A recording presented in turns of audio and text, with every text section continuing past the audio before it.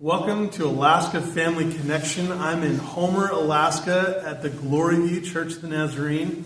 Sitting here with one of our newer pastors on the district, Pastor Jamie McBride. So I've been to Homer a couple of times. My youth group came here in '96 to help be a part of the mission trip, but I've never really explored Homer itself. So Pastor Jamie here is gracious enough to give me a tour, and what a cool area! I mean, this is a beautiful area with the ocean right here and surrounded by mountains, and you can't get tired of it. Yeah, never wake up. It's so every morning you just have an appreciation for where you live. So, and you have a great view. I mean, I'm looking out your sanctuary. And you're just looking right out on the ocean. Oh, yeah. Appropriately named Glory View. Yeah, I mean, it just makes sense to me. When we named it that, people are like, well, it makes sense. You have the glorious, the best view of any church in Homer. So right, I can't deny that. It's great.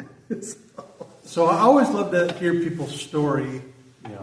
Where did this calling into ministry come from? Was this something that happened at a very young age, or when did you have the sense that God's calling me into pastoral ministry? You know, it probably, for me, it started sometime around, I would say late high school is when I kind of sensed, you know, my mom she was a pastor in a church in town, and she felt like I was going to follow in the same footprint, and I was like, never. Mom, I was like, I'm never doing that. And before long, I knew what as a kid did you think you would do with your life? What was young Jamie thinking? What was I? This is what I want to do. It was either I was either going to be a professional basketball player or a police officer. I have no clue. Okay. And I couldn't dribble the ball for anything. So, and here we are. I mean, high school, the Lord began to just show what that was, and being called, I didn't understand fully, but I had the pastor of the Nazarene church where I lived. I started attending, and he started investing and helping me understand what this meant, and began mentoring and just building up, and I kind of formed and understood what the calling was, and he gave me my first opportunity to start preaching, and it was awful, and it was just a growing experience of a high school boy. But he stuck with me all through college and just really invested and would call me and answer questions and just help me along. So, but that's where it started. Yeah. And understanding what the calling was to be a pastor. Was there a particular pull to like youth ministry? Did you have a sense, no, I want to lead a church, or just, I want to give my life in service to God, whatever that looks like? You know, I never felt like I was a teen, but I never felt like, even at that point, I connected well with other teens. Yeah. Like, I enjoyed, I would get opportunities to start, you know, filling the pulpit at different places. Pastors began, as I got into the not course of study, but I was going through my undergrad to do that. But as I got going down the credential path for ordination, you know, started getting, you know, hey, can you come pulpit supply? And I really liked that. I really liked being up on Sundays and preaching to the crowd. And I kind of was like, I like this, but I still was like, I'm not sure what more there is. But I at least was doing that and enjoyed that. But youth ministry was never something. I was even a youth, and I felt like this is not where the Lord's directed my heart. Is to be in this. And so I began to ask the pastor, you know, how do I understand to be, you know, what you do? And it wasn't what he did, but he began to help me understand what is God calling me to do in that similar capacity. And just began to just find out what that looked like with the district. So, but that was probably the first part of my understanding of being a pastor. Now, you've had several opportunities before coming to Homer Tell us maybe some of the places you've been in ministry and what you've done. So we've been, our first church was in Indiana when I was a student in college. Okay. DS called up, and so I took my first church in Indiana and pastored that, and then we went to Illinois. So while you were in college, you were also pastoring the church. I was, and I was quite That's ambitious. It was quite the experience. I have a lot of stories with that. Yeah, that was, finishing school, doing that. It was a workload. Yeah. But it was also like I sat in like pastoral classes, and I was the only one in the class as a junior in college that was actually pastoring a church. Wow. And so the professor would be like, "So what do you think? Like, let's hear from Jamie on this. Like, he's actually doing it." Uh-huh. And I was like, "I got nothing, guys. I'm like failing at this miserably." Yeah. So it was a lot, but we were we felt like the Lord was getting us just to plug in and start the calling and learning.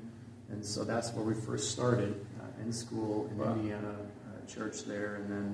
But from there we went to Illinois. We've pastored in northern New York, upstate district New York, and then went to Montana, and then moved back to Indiana. Didn't pastor there. Okay. We actually took some time off, and then before we moved up here to Alaska. So we've been able to see a lot of diverse areas of the country and in different communities and people and all kinds of. From New York to Alaska, that's crazy. It's a wild journey that we've been on. I've always loved seeing the different parts of the country that I never got to see growing up. Didn't travel as a kid. Okay. And so this was like a neat, as God moved us to those places, we got to see different places that I always dreamed of. Yeah. And really got to be a part of that. So, but always just listening and obedient to where God wanted us to go. Yeah. And we knew Alaska was eventually a place that He wanted us to go. So. Because that's what I'm always asking people. How do you end up in Alaska? Right. This is one of those places you're not just going to stumble on. You're going to have to make some intentional decisions to find yourself in Alaska. So how did you end up pastoring here in Alaska? And Homer of all places. Yeah. Like I even tell people I meet in Homer, like, you don't just end up in Homer. No. Like you just don't. Like there's people that end up in Homer, and I'm like, how on earth did you get to Homer? Yeah. Like, I mean, I know how I got here, but it's such a, the time that we have just to keep it short. God's call to come to Alaska was the call, and I didn't ever think. So you had a real burden for Alaska. I did. Yeah. About 10 years ago, I was sitting in a transition. So we were in a church, felt like, that was coming to a close. And as I was sitting there one morning, just in my office praying, the Lord, I just felt like a burden come over me, like the word was just Alaska. And I was like, what does that mean, Lord? Like, what are you? And so, like, I called the DS, and I'm like, hey, I think I'm supposed to come to Alaska. And he's like, all right, let's interview. And then it was like, we're not going to Alaska right now. Right. And then it was this, well, what do you mean? Yeah. And so for the years to come, I was praying and trying to make sense of what does the call mean to go to Alaska. And we had no idea. We would interview like... It's such a diverse state, but you didn't have a particular feeling of where, just somewhere in Alaska. Somewhere. Yeah. We just knew that was going to be the call when it was time, it would be Alaska, and we had no clue. I didn't even know. How did Tiffany feel? Did she also feel it in her spirit? Not at all. Okay. Yeah, not originally. Like, when I first, brought this to her, she was like, yeah, no, we're not going to Alaska. And over time, though, she would share. Because the complicated thing is you're raising a young family. Oh, yeah. So now you have to not only consider, we're not uprooting our lives alone, but now we're also taking our kids away from extended family, and it's a real sacrifice. You're not going to be able to see family as frequently. So, I mean, it's a huge step of faith and decision. It was. And she would even walk you through how the Lord prepared her heart for when we did finally come. Yeah. Like that was another great testimony as her heart was being prepared for it. And so we came up here and did a visit over a weekend, just so that we could see the area, get a feel for where we're at, and we didn't know where Homer was. Like this was I didn't even, like, Homer, like, I was like, where's that at? I had to look on a map, because I was like, where is this place? And we came up, and Tiffany, before me... And did you fly into Anchorage, or did you fly into Kenai? So we flew into Anchorage, and then... So you felt... And then drove the 4.5 hours. Yeah. To like, where are we going here? The end of the earth. It is the end of the earth. So it's like, that's like, there's the road right there. It ends. Oh, it ends. Yeah, so I can't go anywhere else. But, man, Tiffany was the first. She got here and she was like, this is it. Yeah. Like, she was like, I feel like this is, even before I even said anything, she was like, I feel like this is where the Lord is taking us. And so here we are. This is our entering year 3. Okay. Being here, and she absolutely loves it. I mean, He's done that work in her to prep and prepare, and so we've just really grown to the Lord leads you to a place He begins to help you find the life there. Yeah. To make. So He's doing it. Can you talk me through the conversation? Pastor Paul calls you and tells you about the church, but the church, I mean, is kind of a restart assignment. People. There's nothing to work with. Like, there's a building. Good luck. That's what it was. Like I mean, we sat with the DS, and it was like, here's what we have. Like, come and see it. And we were like, oh my goodness. Like my first initial was like overwhelmed, just because for so many years, like things on top of things piling up, and how do we deal with this, and how do we do this? We can't do all of it. Yeah. And we walk in, and I'm just like, oh man, like what do we? And I felt like very overwhelmed, but the Father just began to show us this is, and He just laid it out. Yeah. Like, it's not a sprint to something. Like we're just here, and we're going to take care of one thing at a time. And so we just began to do that. And but then you're trying to do that, but then you're also trying to ask, we have no people. So who's going to be helping us do all of this? And who are we going to be connecting with? And so it just took time to do one thing. And that's what the Lord told us. Just don't run. Like, we're not trying to get something done in the next 2 years. Like, just take your time.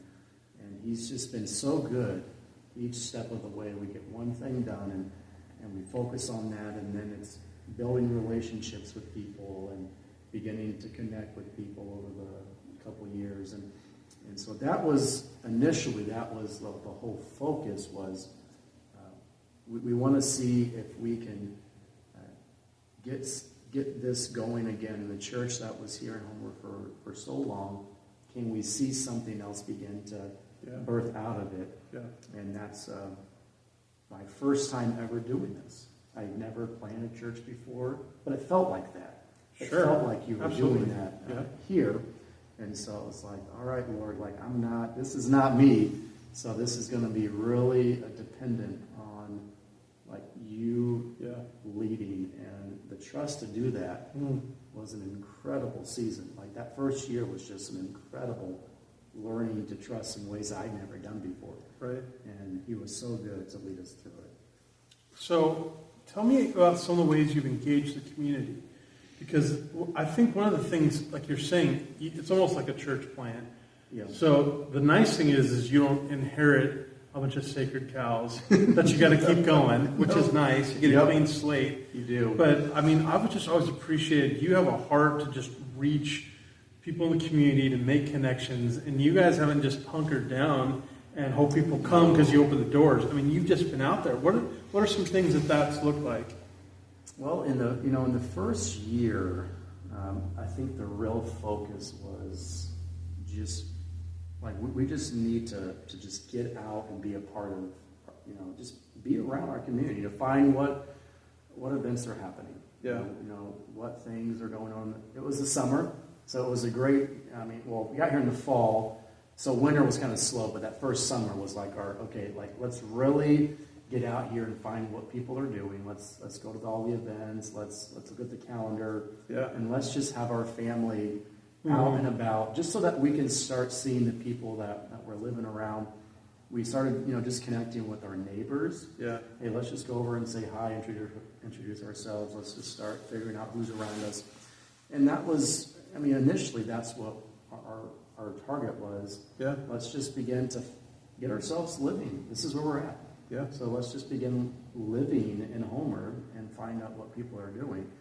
And doing that, though, is what allowed us, as the more we did that, we began to see and hear about different things. Like just in conversations, people start sharing.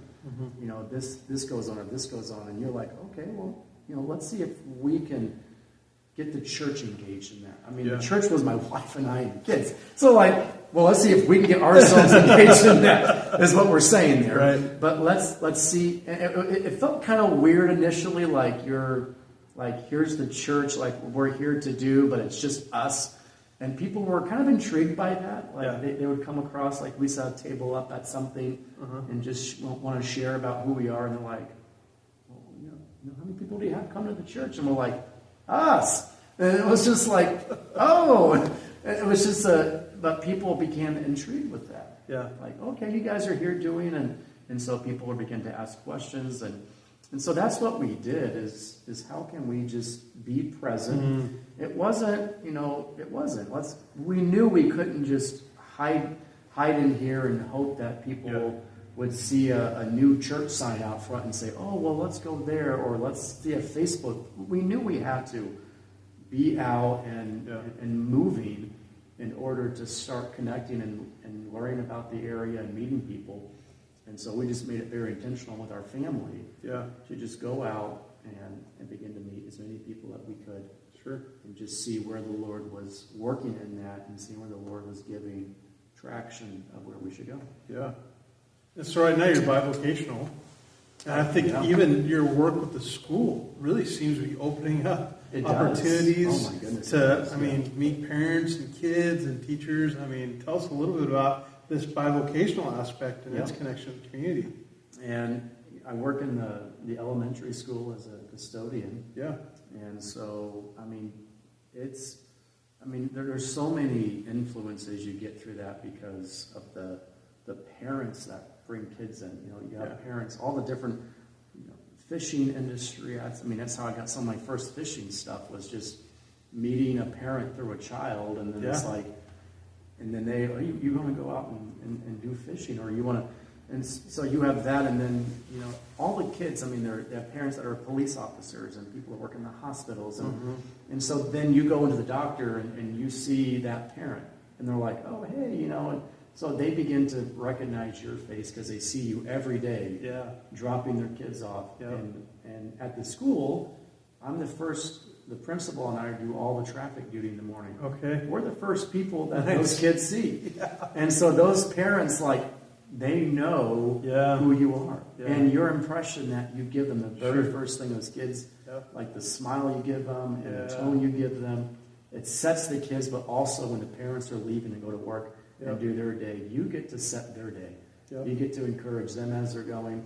And so this is my first year working in the school, but I can just tell the Lord is using it to just form relationships that are, I believe, just going to continue to, these are parents of kids who are kindergartners. The next 2 years, I'm going to know these parents. Yep. And it starts here, and you just begin to build on that. So it's kind of an exciting place to be and to work. So I'm looking forward to seeing how the Lord utilizes that to continue to build these relationships. And this is obviously a big fishing area. Huge. And you've been doing some work even with blessing of the ships and christening. Tell us a little bit about that. And that was one of my first things when I got here. It was kind of if you're from the Midwest or ever lived much time around there, there was always this, churches would do these big blessing days, blessing of the bikes, where they do motorcycles, and they would have a big, I think they do that up here in Soldotna too. Yeah. Because I've heard people around here going up. But then we did, in Indiana, you had a lot of, farming. And so they would bring your tractor to church day. Okay. And they would bless, like they would have a big blessing over the crops and the harvests. And so you would drive your tractors, and they would pray over that, and just praying over the harvest for that summer. And then they would all come back at the end of the harvest season, and you'd share crops. And it was just a fun thing that a lot of churches did in Indiana. Yeah. And so when I got here, I was like, the Lord just like sparked that one day. It was like, hey, this is a fishing community. Yeah. So why not do something or find out if there is something? So I go down to Portland Harbor, and I asked the port master, like, hey, like, do you guys do a blessing of the fleet thing here? And he was like, yeah. And he gave me a number for a guy to call.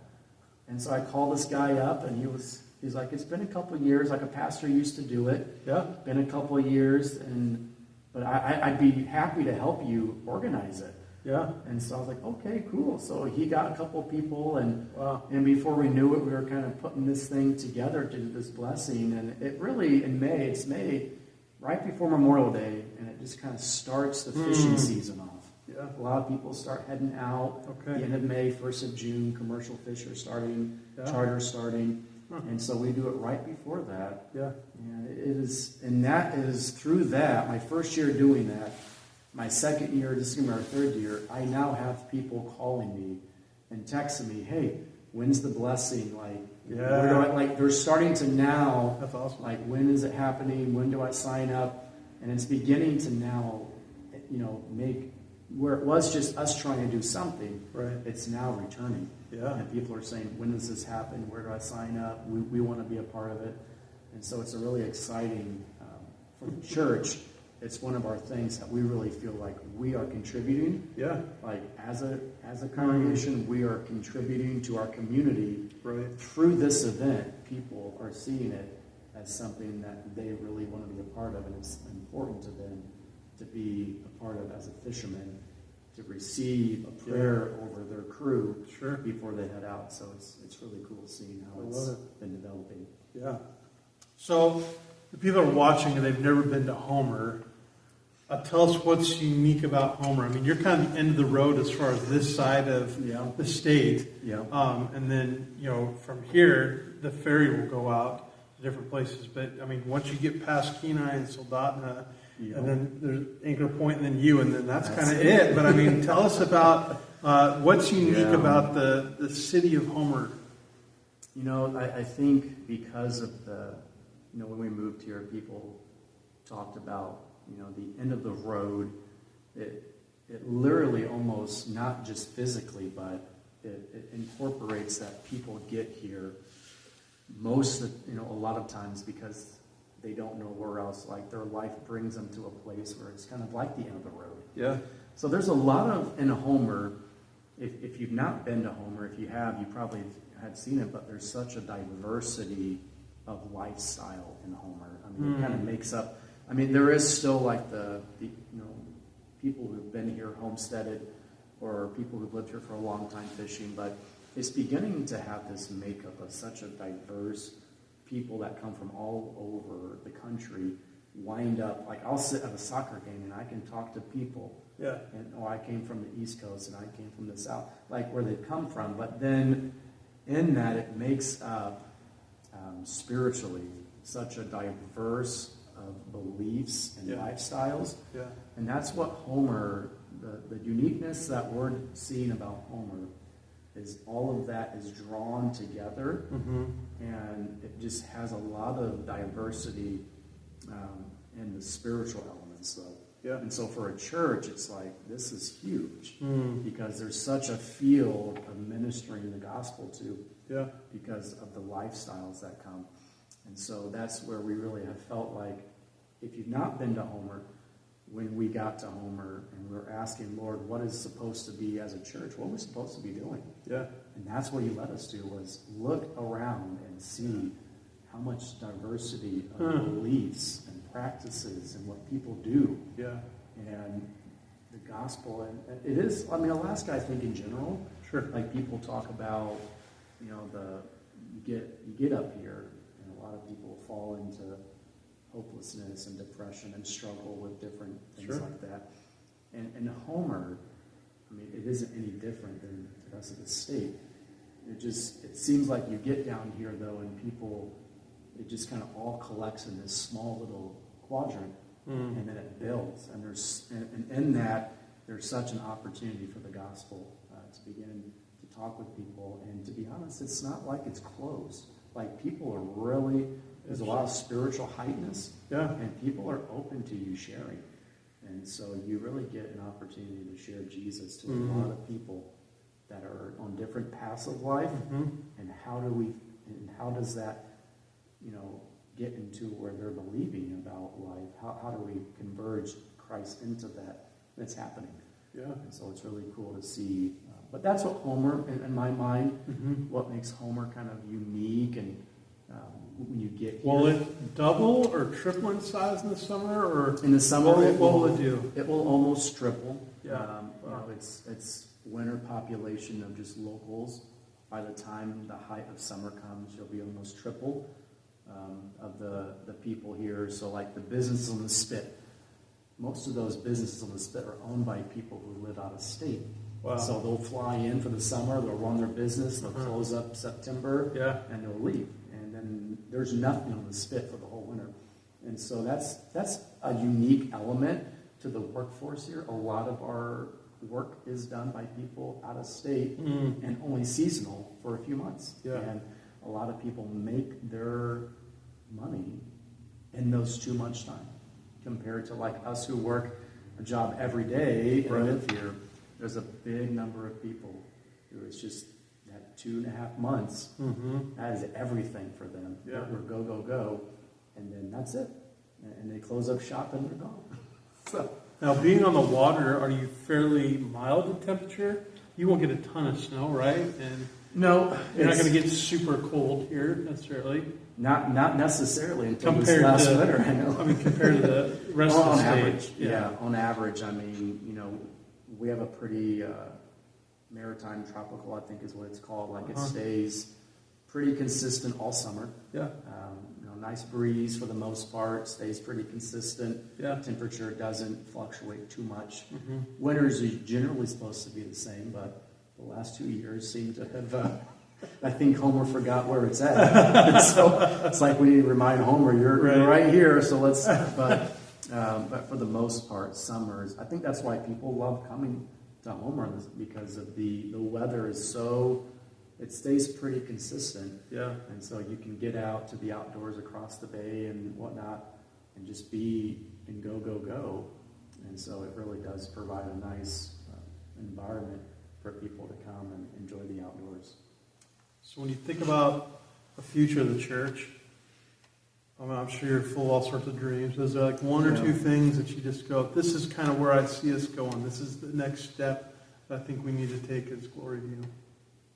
And, oh man, there is so many things that we have felt like the Lord has given, and then like you get into a transition, and then you're like, well, now I got to ask you, Lord, like as we're going through these, anyone who's done a church plant before probably understands the ebbs and flow that come in those first few years of people who come, and then they kind of go, and then and so you're having this like trying to stabilize a group of people and discover like what are we, and we're kind of in that right now where our big hope is just forming that solid group of people.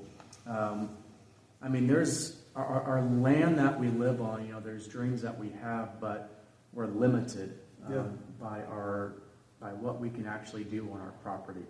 And that really does interfere with.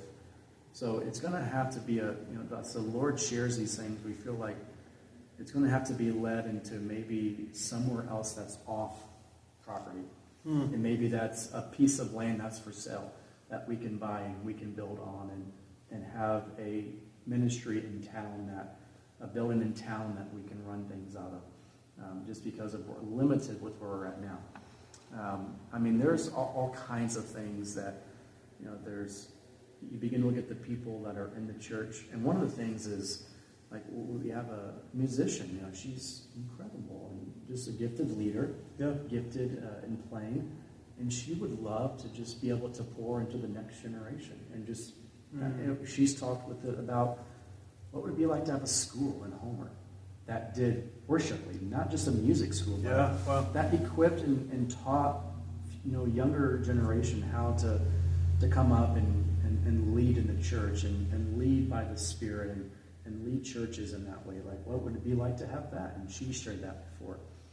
So I think as the Lord brings the people in their hearts for what they want to see in town, we believe that is the vision that He's giving us.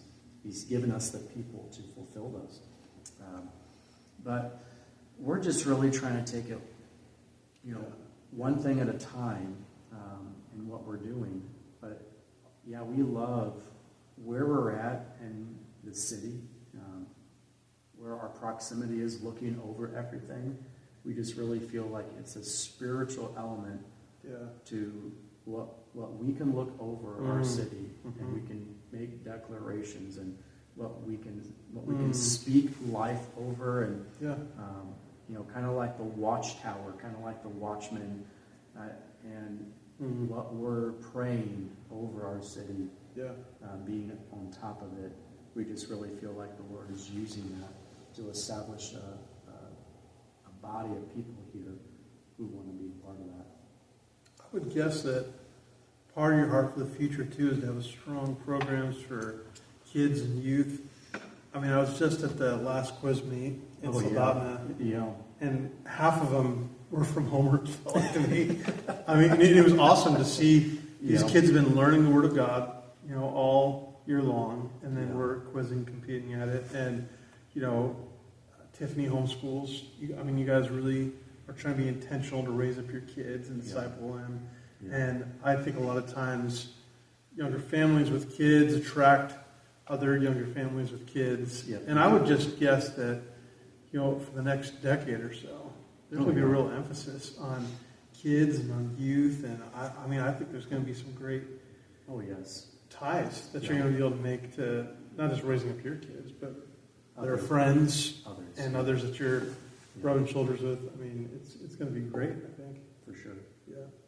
People have, I think it was this last couple months ago, Dennis Linnell was like, hey, how many teams do you have maybe that could go to NYC? Yeah. And I was like, Dennis, I don't have any teams. I got a bunch of young kids that will become teams one day. Right. So we do, we're always looking ahead. Yeah.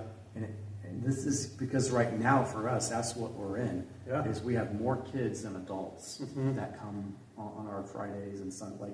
So we have been saying, we've got to figure out, as we have all these kids, being intentional and making sure that we are bringing them along with us and discipling and growing them into people that are understanding the Spirit and the Scriptures and walking with Jesus, not just go off, and do, but we want them to really be right there learning and seeing, engaging with the Father in the same way that we do. Yeah. And so that's kind of where we're at, is we have to, in these next 5 years, as we're looking at all these kids, and we want to be faithful to see the next generation not just walk away and just aimlessly, but really fully engaged with the life of Jesus. And the only way we can do that is that we are the ones showing them that, bring them along into it, and allowing them to step into that life and fully engaging with it. So you're right. It is exciting to think about in the next years what this will look like. But our family of kids, you tend to begin to see other families, and they begin to ask questions, and they begin to make friendships. And so we're just praying as we look at our life. Yeah. We want our kids to feel like they can have a root, and they can make friendships, and they can see those friends, and they can grow like my life was as a kid. I had lots of friends and people and neighbors. We want our kids to feel like they can have that, and we form those strong relationships with those parents, and you get to journey together for years to come. Yeah. Well, I can't think of a better couple to come to Homer to do a restart than you and Tiffany. Because I think there's just two great things that I've observed. I think you guys are willing to think outside the box, and I think that's what this scenario was going to take. It was going to take someone to say, traditional, there's no reason we can't do that in some churches, but this situation, we need some people that are going to be entrepreneurial, think outside the box thinkers, be creative. But, I mean, I've had a chance to come to your Friday night services, but, I mean, truthfully, every time I'm around you, I get this real sensitive spirit that you have towards what Jesus is doing in the moment. And I always just am encouraged, and then I always think, I want to be around Jamie more, because there is this deep desire to just follow Jesus. And to me, someone that's willing to make some changes, willing to think outside the box, and he's going to be willing to follow Jesus. What a great recipe for, I think, what God's going to do here. Absolutely. So I think we're so blessed to have you part of the Alaska family team, and I think great days are ahead for Homer. Yes. I would hope that when people see this video, usually I ask pastors at the end, how can we pray for your church? What I honestly really hope, though, is that people just pray protection for you, because here's what I'm thinking. I mean, you're raising a family, so you got young kids, you're a husband, you're working full time, and now you're starting a church from scratch all over. And my concern every time I think about you is, Lord, just give them strength, because there's a lot that you're trying to do. Yes. And then my heart is always just saying, Lord, don't let them get burned out, because that could be a real danger. I mean, you've got a lot of things that you're juggling. So I hope that when people are watching this video, I hope the Lord would just prompt the McBrides, prompt you to just come across their mind and just really ask the Lord, protect what you're doing. Because this thing could go sideways pretty easily. Yeah. And that's the last thing we don't want to see you get burned out or get bitter. Just to stay tender towards the Lord, and then to keep engaged in all of these good things. Amen. But you can be so busy doing so many good things, all of a sudden, now you're just not effective at anything. So please pray for my friend here. He's going to need it. Absolutely. Are there maybe one or two things, though, that you would say? Pray for Glory View when we're looking at the future. I know you got some teams coming this summer, working witness teams. I mean, how can people pray for your church as they're also praying for you? Yeah, we have some teams coming this summer to several projects that are going on, and but we have, seems like so many times there's one thing after another with, just the land and the buildings, and so just really praying over all of that, just praying over what the Lord has given in this land, and this is what we have. Yeah, and we want the Lord's. Honoring the Lord and blessing. So just making sure that we are honoring towards what the Lord has given in that.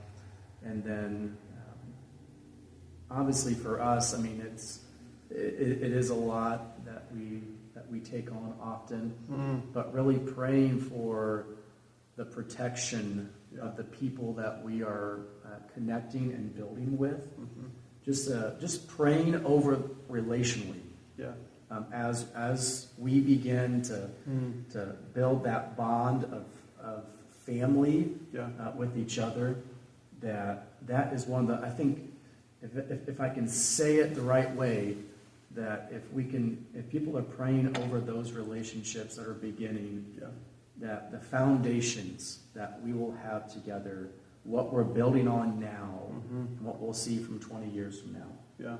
That those relationships is what we'll see year after year after year, is that each one begins in the same way, in a strong, healthy way, so we don't get 30 years from now and it's just crumbling and relationships aren't there. Right. That what we see now is a good, solid, healthy foundation that we can continue to build on in the years to come within that family dynamic. Yeah, that's great. Well, if you haven't been to Homer, I'm telling you, come down to Homer. It's beautiful. Yeah. You're going to love it. You men, we're going to do a retreat right here in Yeah. August. So, man, especially come down in August. It'll But be fun. it's a beautiful community, just a beautiful area. It is. And, you would love coming down here. So then hit up my friend. He can give you a tour That's of right. a beautiful Homer, show you around a little bit. Well, Jamie, thanks for the work you're doing. I do mean it. You're just one of our great pastors on the district, and you're doing great work. So just keep up the good work. Well, thank you for watching, and we're going to see you real soon.